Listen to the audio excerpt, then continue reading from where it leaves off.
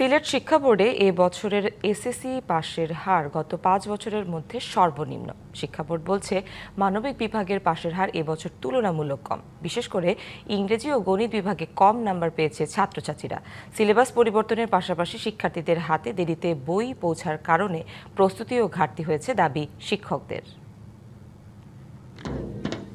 এবছর এসএসসি পরীক্ষায় সিলেট শিক্ষা বোর্ডে পাশের হার এসেছে ৫৮.৩৩, যা গেল ৫ বছরের মধ্যে সবচেয়ে কম। ফলাফল বিশ্লেষণ করে দেখা গেছে ২০২৫ সালে পাশের হার ছিল ৬৮.৫৭%, ২০২৪ সালে ৭৩.৩৫%, ২০২৩ সালে ৭৬.০৬% ও ২০২২ সালে ছিল ৭৮.৮২%। বোর্ড বলছে, এমন নিম্নগামী ফলাফলের পেছনে মানবিক বিভাগের ফল বিপর্যয় প্রভাব রেখেছে। ইংরেজি ও গণিতে এসেছে কম নাম্বার। অর্ডার ছিল, আমরা সিসি ক্যামেরা লাগাবো প্রত্যেকটা কেন্দ্রে সিসি ক্যামেরা লাগানো হয়েছে।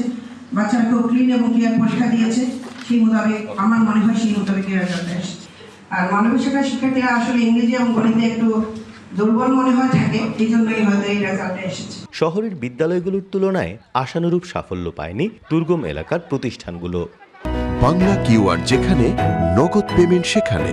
সারা দেশে ১০ লাখেরও বেশি মার্চেন্টে নগদে পেমেন্ট করুন খুব সহজে।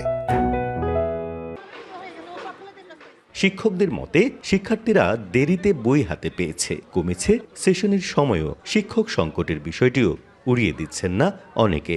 বিভিন্ন সরকারি স্কুলগুলোতে কিন্তু শিক্ষক সংকট আছে। শিক্ষক সংকটটা যদি এখন কমে আসে আনুপাতিক হারে, তাহলে আশা করব আমাদের রেজাল্টের মানটা আরও উন্নত হবে। সার্বিক অবস্থা বিবেচনা করে বোর্ডের রেজাল্ট, সারা দেশের রেজাল্ট বিবেচনা করে আমরা মনে করতেছি যে আমরা ভালোই করছি, শিক্ষার্থীরা ভালো। ফলাফলে মোটামুটি সন্তুষ্ট শিক্ষার্থীরা। তবে এবারের যাত্রাটা মোটেও সহজ ছিল না। আক্ষেপ, অনেকগুলো চ্যালেঞ্জ মোকাবেলা করতে হয়েছে তাদের। আমি রেজাল্ট আমার আগেই কেটে দিয়েছে যখন দেখছি সিলেট বোর্ডে জাস্ট 58% পাস।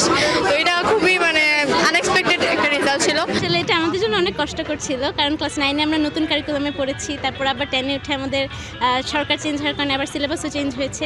এটা বেশ বড় একটা চ্যালেঞ্জ ছিল। বোর্ড কর্মকর্তারা জানান, শিক্ষা বোর্ডের সাথে মাধ্যমিক শিক্ষা অধিদপ্তরের সমন্বয়ও প্রভাব ফেলেছে এমন ফলাফলে।